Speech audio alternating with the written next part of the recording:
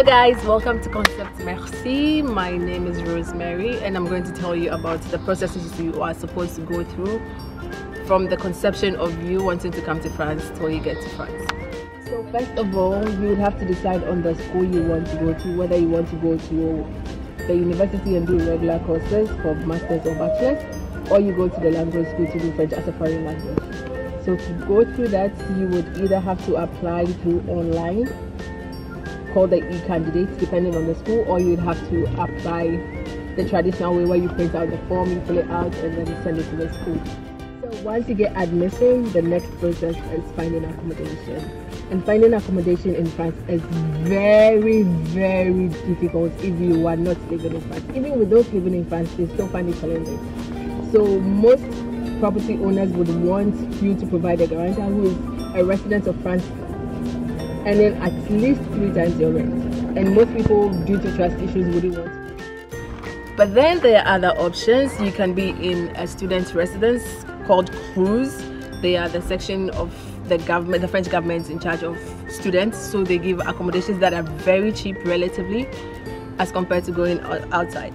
And for the private hostels and other, you can live with a property owner, or you can share a flat called colocation, or you can have a studio, which is basically a self-contained, it's just a small room with everything inside. Make sure you sign your contract before you proceed to any other process. Once you get your contract from your property owner, you move on to the visa process, because you will need your attestation from France that you have a residence before you can get a visa. Well, in some extreme cases, you would have to resort to Airbnb if you do not have accommodation yet. Well, the process, the most important part is you would have to, I don't know for other countries, but for Ghana, you would have to have at least 7,000 euros in your account if you are coming to school for 1 year, because it's being calculated that on the average you spend about 615 euros a month. So that is very, very important. You need to do the escrow account, block it, prove to the embassy that you have 7,000 euros in your account before they can give you your visa. So once you get your visa, do not forget to communicate everything to the International Relations Office of your host school so that they can prepare for you. Almost every school has the buddy system. They can arrange for you for somebody to pick you up at the airport. So from your visa, you buy your tickets, you tell the school the date of arrival, and they would get someone to pick you up. And in any case, if you have a scholarship, you do not need the 7,000 euros because everything will be catered for. And once you get your visa, you book your tickets. Please make sure it is closer to the city you are going to, because usually getting a flight to some smaller cities are very expensive, or there are no flights to that city. Paris is the best option. You can choose Lyon. If you are in the south, you can choose Lyon. You can choose Marseille, Nice, or it depends, you may be lucky.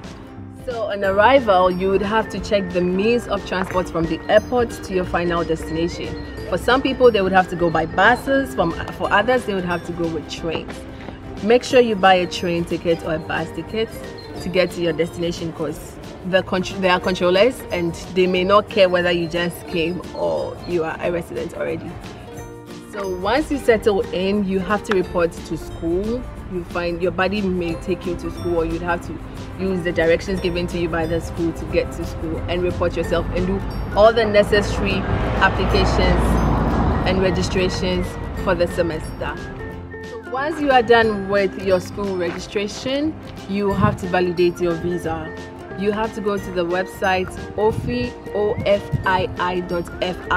to validate your visa. You'd have to pay about 50 euros. It depends. But you have to prepare yourself for that. It's an extra cost.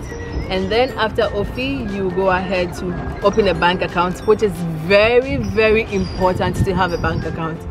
Every resident of France needs a bank account. So we have another video on how to open a French bank account, which is going to be linked in our description box. So kindly check for further information. Next important administrative process to go through is getting your CAF done. CAF is basically the government's subsidy on rent for all French residents. Not everybody is eligible to, so you'd have to find out from your landlady or landlord if he is taking CAF. If he is, you are not qualified, so you should find out before you sign your contract.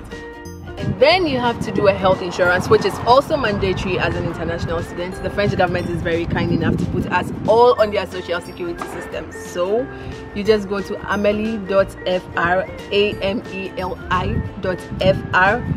There's a section for international students, which is in English. So thank you for staying tuned with us. That is going to be all for today.